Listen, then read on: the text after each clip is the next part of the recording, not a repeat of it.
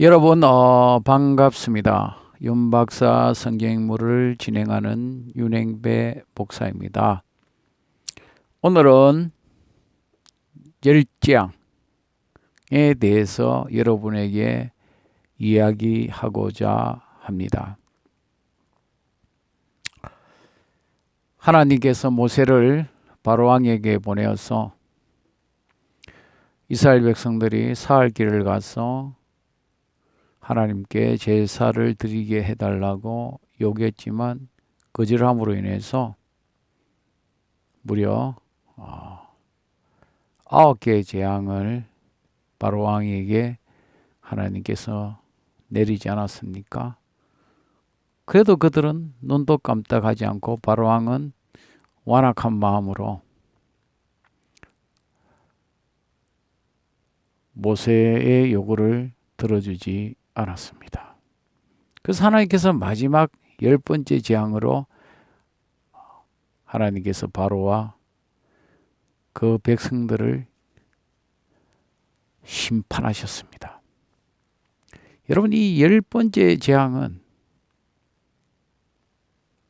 이제 살펴보겠지만 바로왕과 그 백성들에게 엄청난 고통을 준 그런 재앙입니다. 우리가 알다시피 이스라엘 백성들은 모세를 통해서 그들은 애굽을 떠날 유월절 잔치를 열지 않았습니까? 가족들이 모여서 어린 양을 잡고 또 지난날에 그 애굽에서 고생했던 그 시절을 추억하며 되새기며 누룩 없는 떡과 또 쓴 나물을 먹으면서 그들은 자신의 그 지난날의 그 힘든 시간을 회상했습니다. 그리고 가족들과 식사하면서 이제 하나님께서 그들을 구원해 주실 것을 그들은 생각하며 서로 담소를 나누며 기도했습니다. 근데 그 밤에, 그 적막한 밤에 그 누구도 상상할 수 없는 재앙이 바로왕의 왕궁부터 저 비천한 감옥에 장자에 있는 사람의 장자, 심지어 계집종의 장자까지 하나님께서 심판하셨습니다. 치셨습니다. 동시다발적으로 일어났습니다. 한두 가정도 아니고 모든 애굽의 장자들이 한순간에 하나님의 심판에 의해서 갑작스럽게 죽는 그런 사건이 일어났습니다. 출애굽기 12장 29절에 이 밤중이라는 말을 학자들은 자정이라 그럽니다. 자정. 이스라엘 백성들이 그 1월 14일 그 오후부터 양을 잡고 음식을 준비하고 또 집에 문인방 문설주에 피를 바르고 그렇게 유월절에 식사를 준비하고 그들이 먹고 그 쉬는 그 시간, 모두가 잠든 그 시간, 하나님께서는 자정이 될 때 하나님께서는 바로왕궁부터 신하들부터 백성들부터 저 감옥에 있는 자, 저 계집종의 첫 새끼, 짐승의 새끼를 심판하셨습니다. 동시다발적으로 그 애굽 땅에 통곡의 소리가 울려 퍼지기 시작했습니다. 예외 없이 모든 백성들의 사람과 짐승의 첫 새끼가 죽게 되었습니다.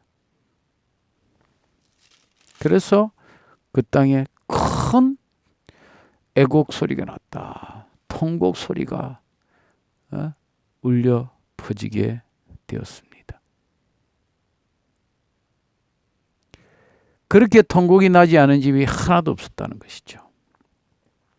애굽은 당시 대가족 제도였고 장자가 없는 집은 하나도 없었습니다. 장자의 수가 인구의 한 10%를 본다면 당시 애굽 인구의 2천만으로 가정해 볼 때 죽은 장자의 수는 무려 10만 명이 달할 것이다. 그렇게 주장하는 학자들도 있습니다. 여러분, 모든 가정에 죽음이 임했다는 거죠. 장자의 죽음과 짐승의 첫 새끼, 모든 짐승의 첫 새끼의 죽음이 임했다는 거죠. 여러분, 바로가 당시에 우리가 알다시피 신 같은 존재였지 않습니까? 그리고 짐승들도 다 신이었지 않습니까? 근데 하나님께서 치심으로 인해서 하나님이 유일한 신임을 그들에게 보여주시고 그들의 신을 하나님께서는 심판하셨다는 거죠. 그들이 믿는 신들을 바로로부터 짐승에게까지 다 심판하셨습니다. 이 일로 한밤중에 아들의 죽음을 목격한 바로왕은 모세와 아론을 급히 부르게 됩니다. 불러서 뭐라고 이야기합니까?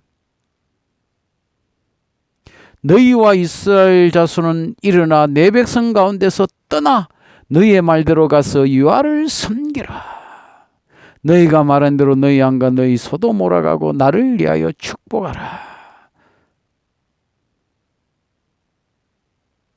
전에는 뭐 장정만 가라. 전에는 여기서 해라. 멀리 가지 마라. 소와 양과 짐승은 놔두고 가라.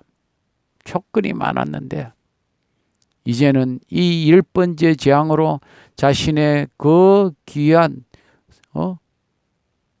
대를 이을